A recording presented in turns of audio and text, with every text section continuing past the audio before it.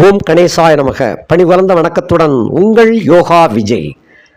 இந்த நாள் மிகவும் போற்றப்படக்கூடிய ஒரு பொன் நாள். அதாவது வரலட்சுமி நோன்பு, வரலட்சுமி விரதம் என்று சொல்லக்கூடிய அதிமுக்கியத்துவம் வாய்ந்த சக்தி மிகுந்த நாள். நல்லா யோசனை பண்ணிக்கங்க. சக்தி அதிகமாக கிடைக்கின்ற ஒரு நன்னாள். ஆடி மாதம் மாதாந்திர வெள்ளி அப்படின்னு சொல்லக்கூடிய இந்த பொன்னாள், பொன்னேட்டில் பதிக்கப்படக்கூடிய ஒரு நன்னாள். இந்த நாளிலே தங்கள் கணவருடைய ஆயுள் பெருகுவதற்காக சுமங்கலியாகிய நீங்கள் அந்த இறைவனை, அந்த எல்லாத்துக்கும் அதிபதியாக, சுமங்கலிகளுக்கெல்லாம் தேவதையாக விளங்கக்கூடிய ஆதிசக்தியை வணங்கி வழிபட்டு ஆயுள் பெருக்கத்தை கொடுக்கக்கூடிய ஒரு நன்னாள். அதாவது ஆதி பராசக்தியே பல உருவங்களாக மாறுகிறாள். எத்தனை லட்சுமிகளாக, எத்தனை சரஸ்வதிகளாக, இப்படி அவள் மாயமாக தோற்றம் கொடுத்து எல்லோருக்கும் சக்தியை கொடுக்கின்ற ஒரு நன்னாள். இதில் தங்கள் கணவன் ஆயுள் பெருகி நல்லபடியாக நாங்கள் சுமங்கலியாக வாழ வேண்டும் என்ற 1000 சண்டைகள் சச்சரவுகள் நடந்த போதிலும், மன கருத்து வேற்றுமைகள் இருந்த போதிலும், தங்கள் கணவருக்காக தியாக உள்ளத்தோடு விரதம் இருக்கக்கூடிய ஒரு அதிமுக்கியமான நாள். வைப்ரேஷன் நிறைய கிடைக்கக்கூடிய ஒரு நாள். இந்த நாளிலே இந்த சுமங்கலிகள் செய்யும் வரலட்சுமி நோன்புக்கு நமது கோவில் குருக்கள் டிவி சார்பாக ஆசியும் வாழ்த்துக்களையும் தெரிவித்துக் கொள்கின்றோம். அதோடு கன்னிப்பெண்கள் இந்த நாளிலே விரதம் இருந்து அன்னையை பூஜை செய்தால், அன்னையை என்ற இந்த இடத்திலே நீங்கள் உங்களை பெற்றெடுத்த அன்னையை முதல்ல மகிழ்ச்சி அடைய செய்யுங்கள்.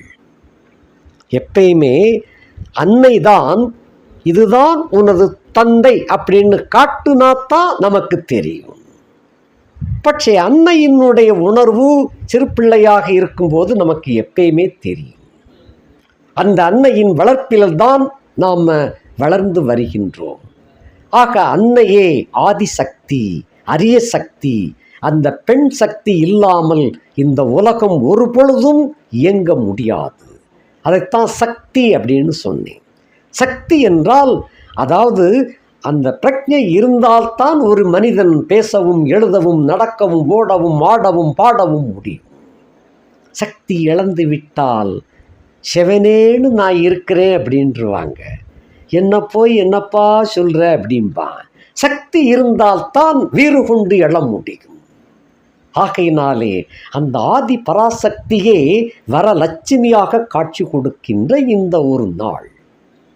இதில் கன்னிப்பெண்கள் தங்களும் சேர்ந்து நல்ல கணவன் வாய்க்கப்பெற வேண்டும் என்று பூஜை செய்து மகிழக்கூடிய ஒரு நாள். இந்த மகிமை உங்களுக்கு நல்ல வரனை அந்த அன்னை ஆதி பராசக்தி வழங்குவாள்.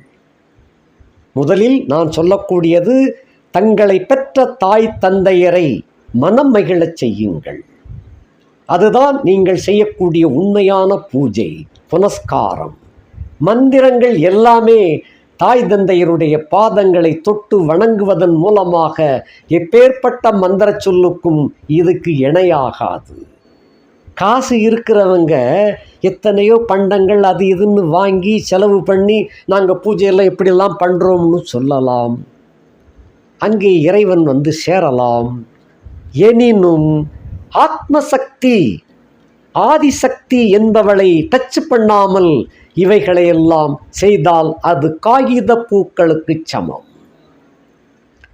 உண்மையான மலர் என்பதுதான் வாசம் வீசும்.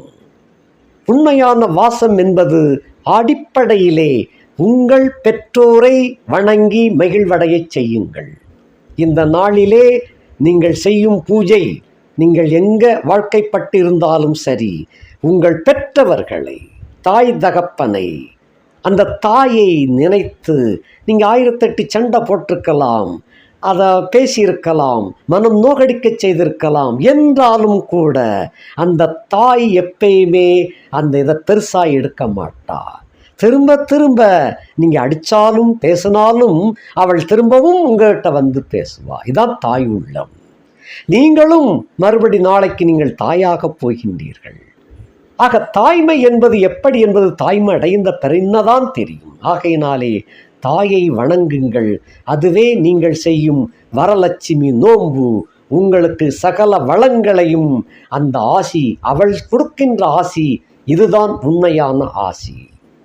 1000 சொல்லுங்க, இவளுக்கு ஈடு இணை வராது. கண்கண்ட தெய்வம் நேரில் இருக்கிறதுனால அது பெருசாக தெரிய மாட்டேக்கு.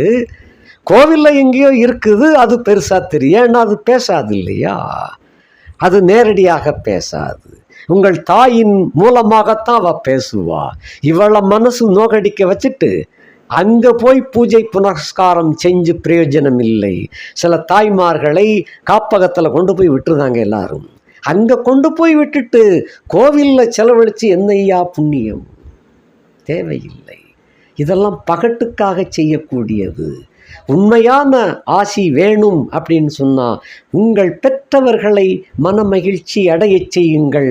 அது உங்களுக்கு நீங்கள் வேண்டிய வரத்தை கொடுக்கும், ஆசி வழங்கும். இந்த புனித நாளிலே வரலட்சுமி நோன்பு என்பது கடைப்பிடிக்கும் அத்தனை இந்து பெண்களுக்கும், இந்திய பெண்களுக்கும், லோகத்தில் உள்ள அத்தனை பெண்களும், இந்து இந்திய பெண்கள் மட்டுமல்ல, லோகத்திலே கணவன்மார்களை பெரிதாக மதிக்கின்ற அத்தனை பெண்களுக்கும் உங்கள் தாய் தந்தையரை நாளை மகிழ்வியுங்கள். இந்த நாள் பொன்னாள், அதாவது பொன் ஏட்டிலே பதிக்கப்படக்கூடிய ஒரு நன்னாள்.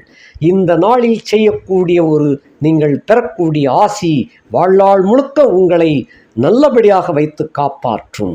உங்களை என்றென்றும் சமங்கல்யாக வைத்து ஆதரித்து ஆசி கொடுப்பாள் அந்த அன்னை மீனாட்சி.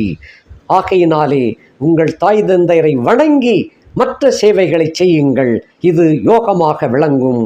குருமங்களன் யோகம் அண்டு அந்த கோவில் குருக்கள் டிவி சார்பாக மீண்டும் வாழ்த்துக்களையும் ஆசிகளையும் தெரிவித்துக் கொள்வதில் மகிழ்ச்சி அடைகின்றோம். நன்றி, வணக்கம், வாழ்க வளமுடன்.